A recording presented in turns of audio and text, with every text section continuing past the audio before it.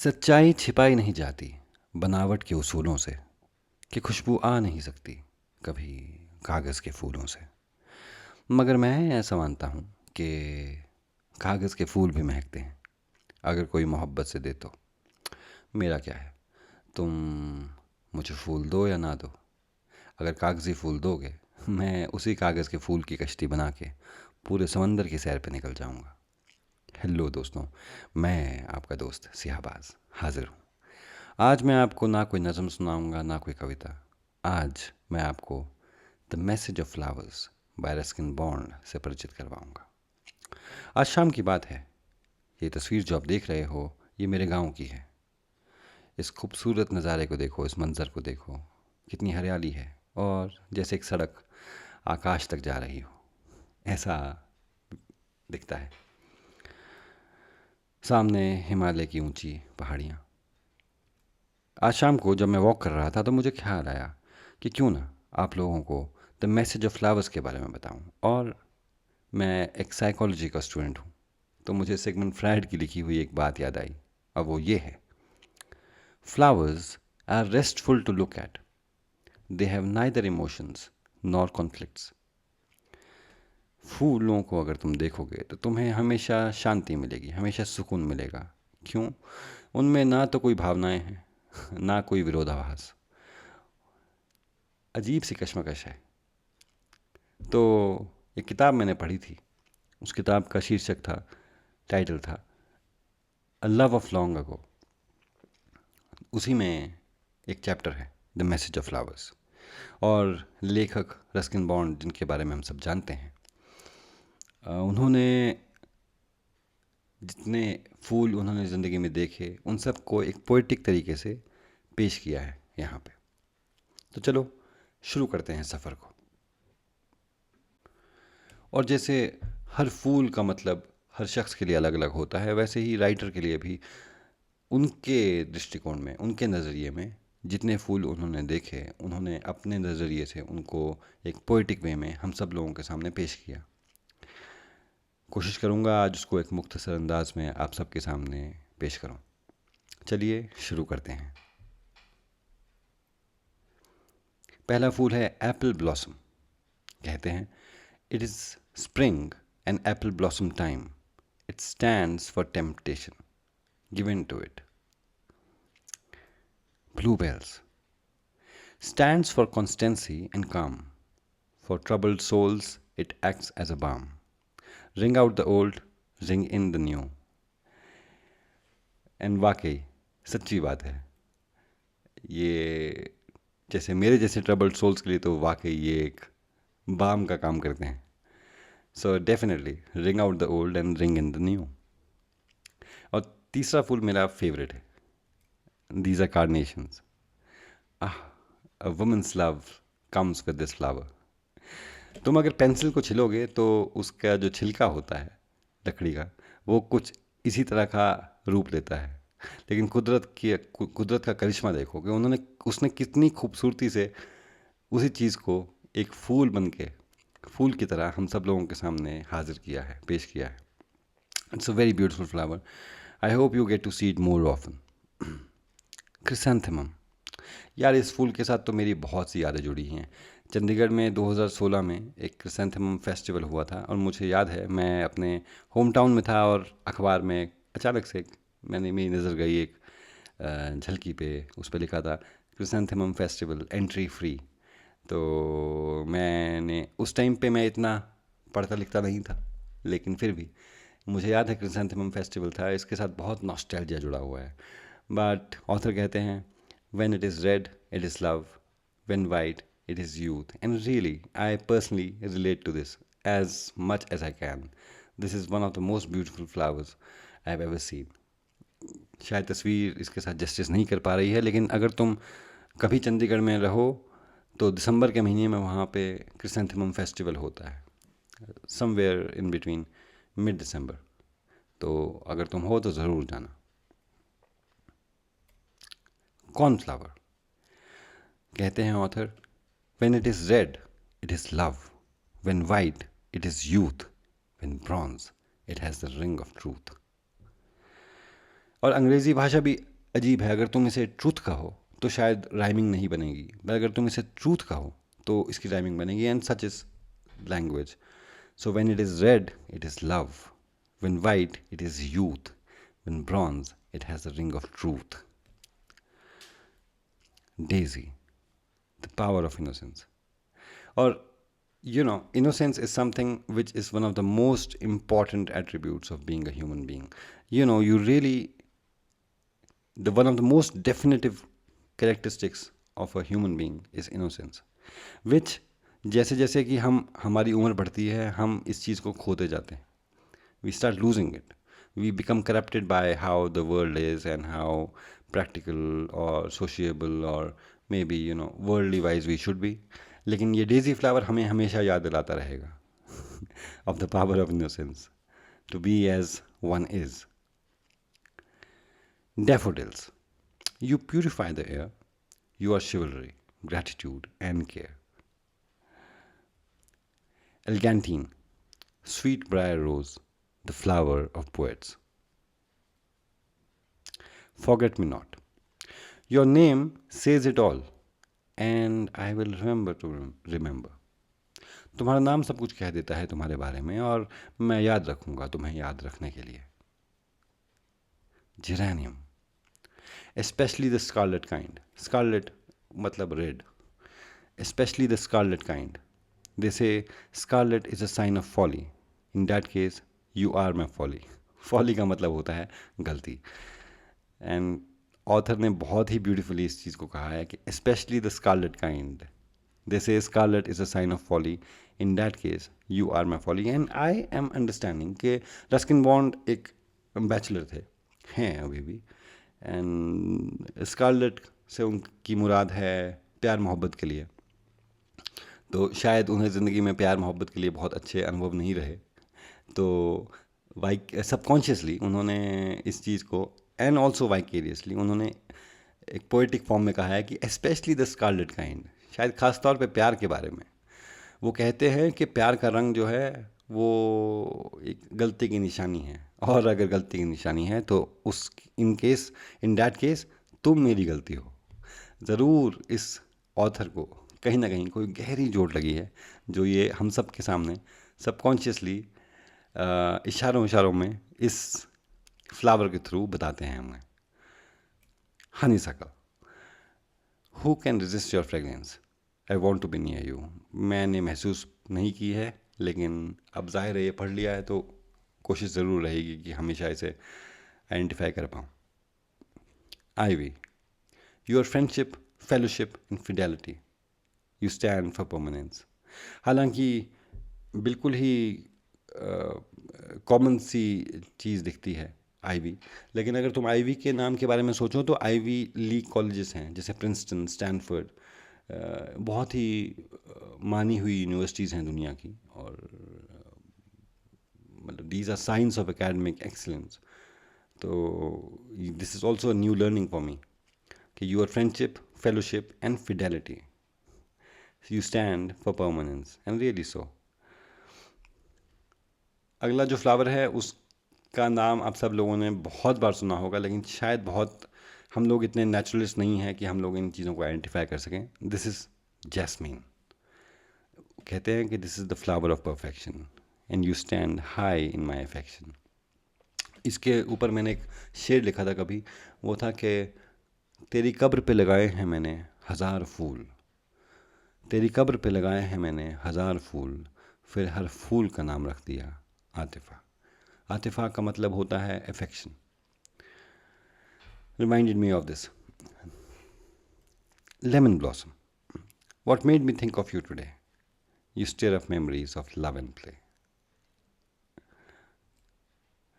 Magnolia, चंपा जिसे कहते हैं, queen of the garden, you bring good fortune. And I think this flower is very beautiful. You know the reason is कि तुम अगर देखो इस फूल को तो as such कुछ भी नहीं है, सिंपल वाइट लीव्स हैं इसकी, लेकिन वाइट पेटल्स हैं, लेकिन अगर तुम देखो और गहराई में तो वाइट है, फिर एक रेड है और उसके बाद फिर से वाइट है.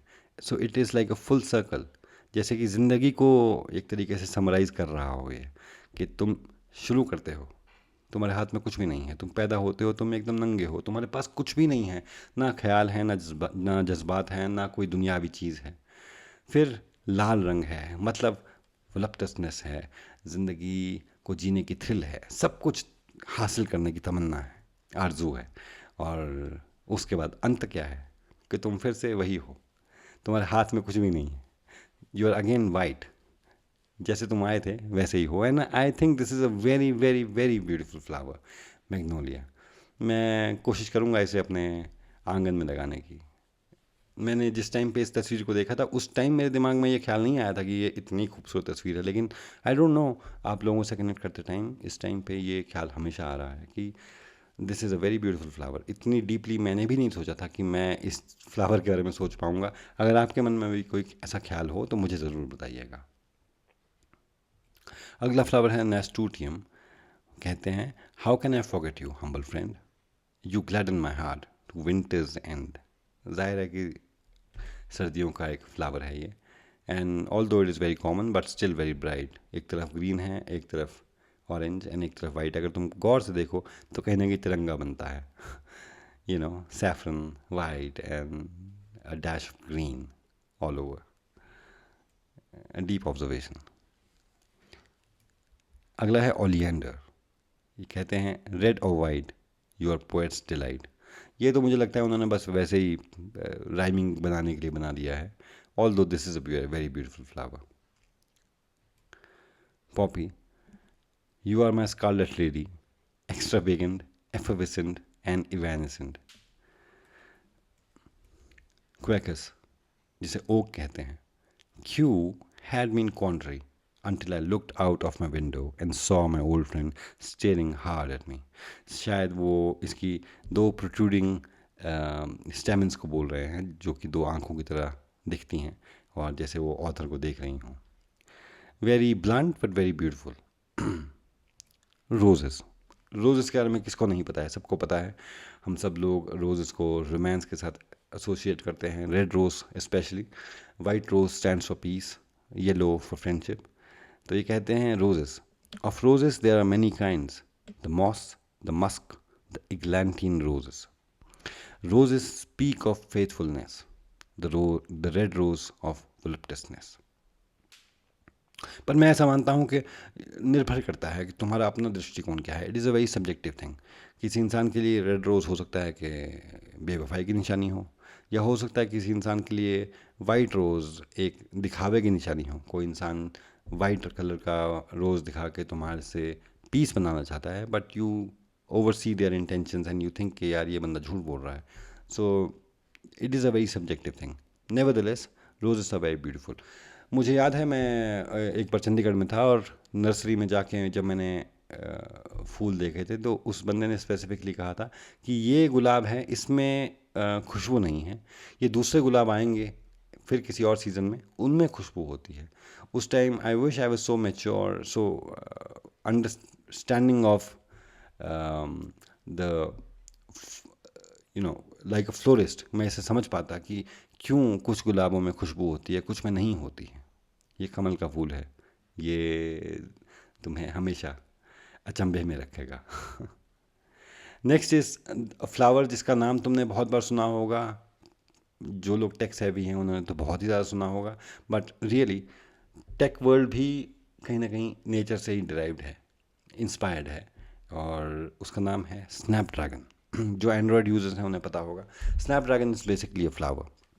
तो वो कहता है कि your sweet scent fills the air and draws me to you, I would follow you anywhere. इतना खूबसूरत फूल हो तो कोई कहीं भी फॉलो करेगा। It is as if dash of green, bit of pink, जैसे ये पिंक रंग हरे रंग से लड़ाई लड़ रहा हो एक दूसरे के ऊपर छाने की, कौन किसके ऊपर हावी होता है। लगता है कि दोनों बराबर हैं, क्योंकि जितना ज़्यादा हरा है उतना ही ज़्यादा पिंक है और दोनों आपस में लड़ रहे हैं। इट इज़, और तो अगर तुम इस तस्वीर को गौर से देखो तुम्हें लगेगा कहीं ना कहीं ये दोनों एक दूसरे के साथ होमोजेनाइज हो गए हैं, as if they have made a compromise, कि पता ना लगे कहीं पे कहाँ पे ग्रीन है कहाँ पे पिंक है। जैसे धीरे धीरे पिंक रंग ग्रीन रंग बन रहा है। A very wonderful observation.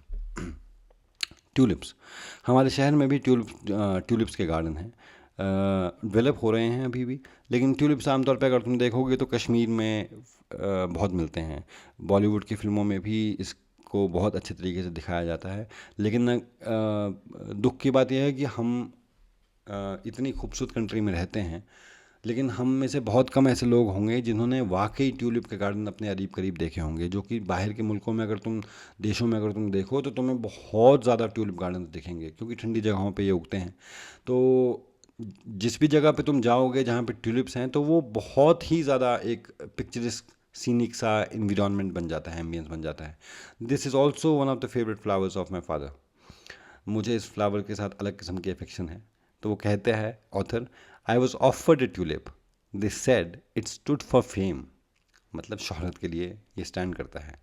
I will settle for a thorn Apple if two you it is just the same.